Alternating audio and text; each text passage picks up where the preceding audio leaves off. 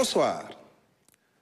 En ouverture, le président de la République, son Excellence M. Bassirou Diomaye Diakhar Faye et l'ensemble du Conseil des ministres adressent leurs condoléances les plus émues au Premier ministre, M. Ousmane Sonko, suite au décès de son aide de camp, le commandant Pape Mignane Ndong.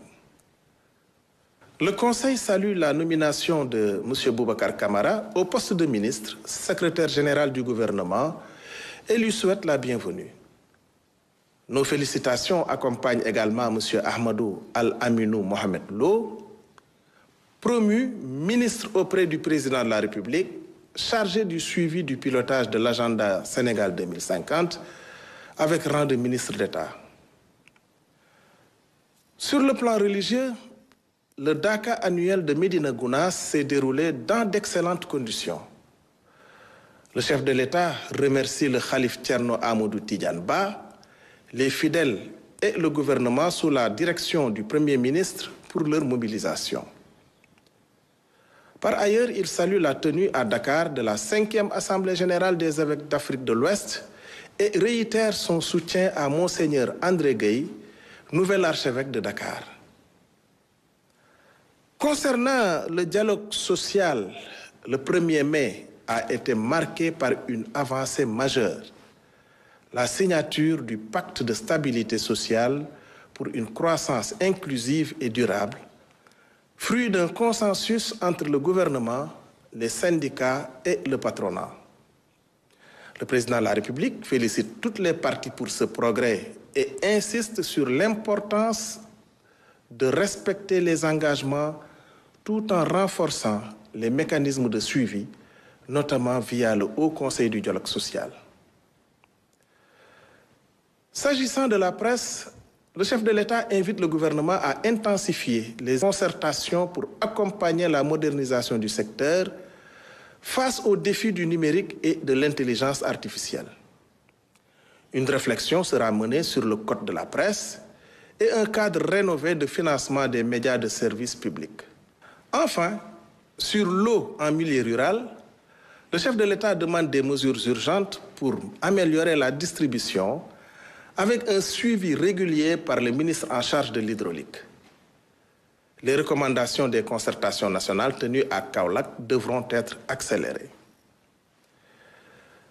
Le Premier ministre, quant à lui, a présenté en Conseil des ministres une communication axée sur 2 priorités majeures, la consolidation du dialogue social et la promotion du civisme auprès de la jeunesse.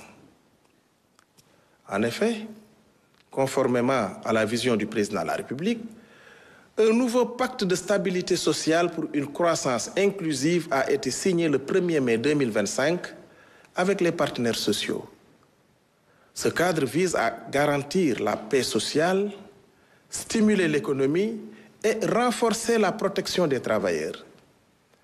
Les ministres concernés devront finaliser d'ici fin mai 2025 les textes organisant la mise en œuvre du pacte de stabilité sociale, accélérer les réformes dans les secteurs clés, notamment dans le domaine de l'éducation, à travers la digitalisation intégrale des actes et procédures administratives avant la fin de l'année 2025, la gestion des carrières, l'accélération du processus de réforme du cadre juridique du secteur de la santé et de l'action sociale, ainsi que la ratification de la Convention de l'Organisation internationale du travail sur la violence et le harcèlement.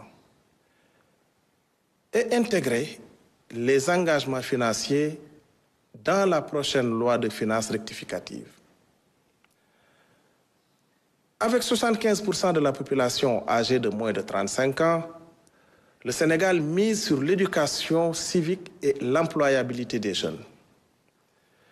La direction du service civique national rattachée à la primature aura pour mission de renforcer les valeurs citoyennes via des formations et des actions d'intérêt général, de déployer des programmes innovants pour l'insertion professionnelle, de réviser la loi sur le volontariat et de lancer dès 2026 un recrutement centralisé des jeunes engagés. Enfin, le Premier ministre annonce la relance du programme Setal Sunu Réew ak Koom-Koom avec des innovations majeures, à savoir les financements diversifiés, l'économie verte, l'éducation environnementale dans les écoles et un mécanisme de coordination entre l'État, les collectivités territoriales, le secteur privé et la société civile. Je vous remercie pour votre attention et vous souhaite une excellente soirée.